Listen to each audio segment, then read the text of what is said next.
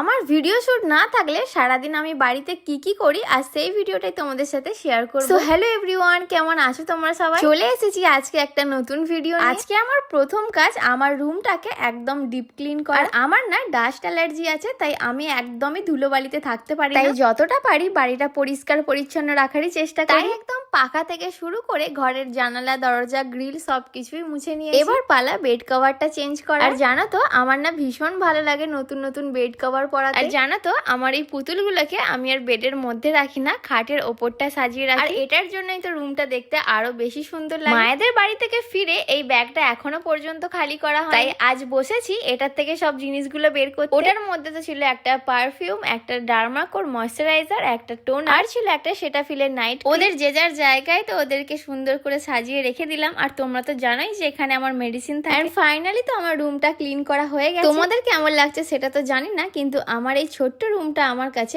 অনেক পছন্দ। তারপরে তো স্নান টান করে বসলাম আমার ভোলানাথকে পুজো দিতে। পুজো দেওয়া কমপ্লিট করে তো বসলাম দুপুরবেলা খেতে। লিটারেলি আমার তো গরম ভাতে ইলিশ মাছের তেল, কাঁচা লঙ্কা আর একটু মাছ ভাজা দিয়ে ভাত খেতে দারুণ লাগে। আর এই বৃষ্টি বৃষ্টি ওয়েদারে তো দুপুরবেলা একটা টানা ঘুম দিয়েছি। তারপর তো রাত্রিরে এখানে বরের জন্য তরকা বানাচ্ছি। ভিডিওটা যদি ভালো লাগে চ্যানেলটা সাবস্ক্রাইব করে দিও। চলো তাহলে টাটা।